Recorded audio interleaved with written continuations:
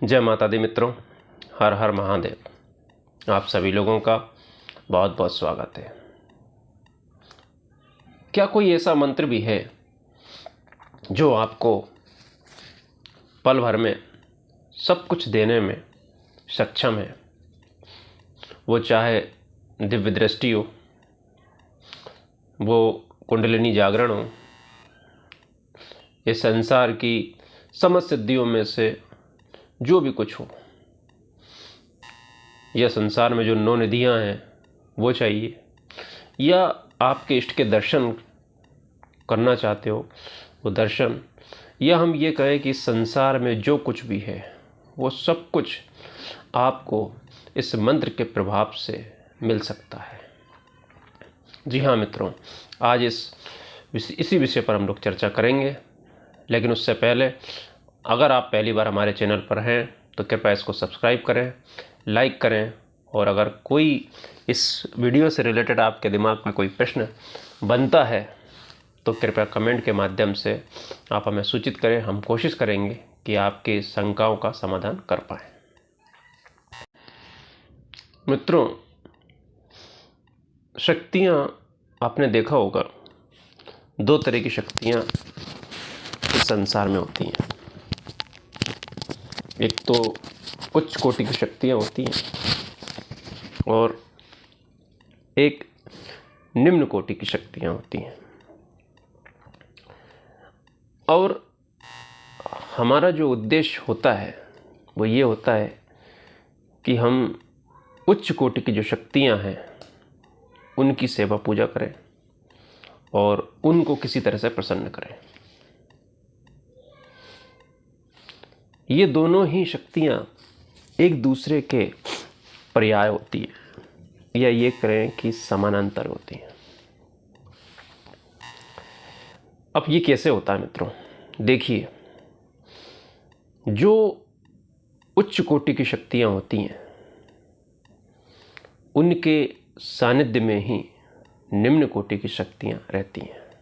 या हम ये कह दें कि जो निम्न कोटि की शक्तियाँ हैं वो उच्च कोटि की जो शक्तियाँ होती हैं उनकी सेवा में रहती हैं। अब हमारे पास में 2 रास्ते होते हैं। या तो हम डायरेक्टली जो उच्च कोटि की शक्तियाँ हैं उनकी सेवा पूजा करें, उनके मंत्रों को जपें और उनका जो भी विधि विधान है उस तरह से उनकी सेवा पूजा करें, तो उनकी कृपा तो हमको मिलती है। लेकिन उनके साथ में या उनके सानिध्य में जो निम्न कोटि की शक्तियाँ होती हैं उनकी भी कृपा हमको मिल जाती है, उनका भी साथ हम लोगों को ऑटोमेटिकली ही मिल जाता है। या फिर हम ये करें कि हम जो निम्न कोटि की शक्तियाँ होती हैं उन शक्तियों की सेवा पूजा करें और उन शक्तियों के माध्यम से हम उच्च कोटि की जो शक्तियाँ हैं उनको प्राप्त करें। पहुंचना आपको एक ही जगह है और इससे आपको जो आशीष मिलेगा वो दोनों तरह की शक्तियों का मिलता है। लेकिन मित्रों, आप जो भी सेवा पूजा करते हैं उसमें आपको 2 बातें हमेशा ध्यान रखनी चाहिए। एक ये कि आपको संदेह मुक्त होकर काम करना चाहिए, और दूसरा कामना मुक्त होकर काम करना चाहिए। क्योंकि अगर आपके मन में कोई कामना है, कोई इच्छा है, तो फिर शक्तियाँ आपको सकाम भाव से मिलेंगी, और अगर वो आपसे प्रसन्न भी होंगी तो केवल वो कामना को पूर्ण करने के लिए प्रसन्न होगी। इसलिए आप अगर निसंदेह उनकी सेवा पूजा करोगे या कोई कामना आपके मन में नहीं रहेगी तो फिर जो शक्तियों का आशीष मिलेगा, जो उनका साथ मिलेगा, वो आपको हमेशा के लिए मिलेगा। मित्रों, मैं आज आपको जिस मंत्र के बारे में बता रहा हूँ वो मंत्र है आपका गुरु मंत्र। वो मंत्र कोई भी हो सकता है, एक ऐसा मंत्र जो आपके गुरु के द्वारा आपको दिया जाता है, और जब वो गुरु मंत्र आपको दिया जाता है तो उसका किस तरह से जप करना है उसका विधान बताया जाता है।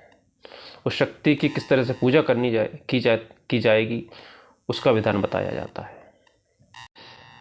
इसलिए मित्रों, अगर आपके जीवन में आपका जो गुरु मंत्र है, केवल जो विधान आपको बताया गया है उस विधान से आप केवल गुरु मंत्र का जप करोगे तो आपको सब कुछ मिल जाएगा। आपको 10 मंत्रों को जपने की ज़रूरत नहीं है। वो कहते हैं कि एक साधे सब सदे और सब साधे सब जाए। आपको इस दुनिया में बहुत सारी शक्तियाँ, बहुत सारे मंत्र हैं, बहुत सारी सेवा पूजा है, उन सबको करने की कोई ज़रूरत नहीं है। केवल आप अपना गुरु मंत्र ही जपें और उसको निरंतर जपते रहें। जपात सिद्धि, जपात सिद्धि, जपात सिद्धि निसंशय।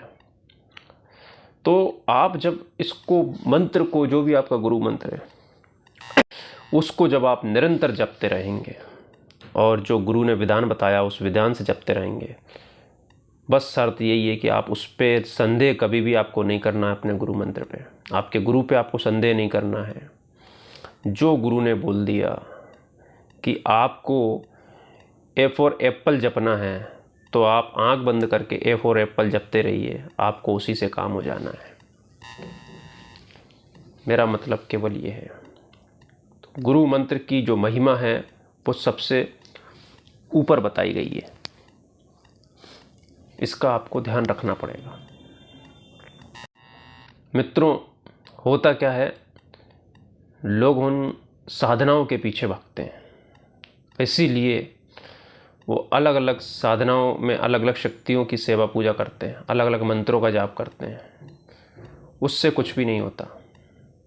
आप केवल गुरु मंत्र का, मैं ये नहीं कह रहा हूँ कि आप अलग अलग सिद्धियों के और साधनाओं के ऊपर ना करें, आप करें, लेकिन अगर आप गुरु द्वारा दीक्षित हैं तो जो आपको गुरु मंत्र मिला है वो आपको सब कुछ देने में सक्षम है, आपको सब कुछ मिल जाएगा। गुरु मंत्र में इतनी शक्ति होती है कि वो आपको साक्षात ब्रह्मा विष्णु महेश तीनों शक्ति त्रिदेवों के आपको दर्शन करवा सकते हैं।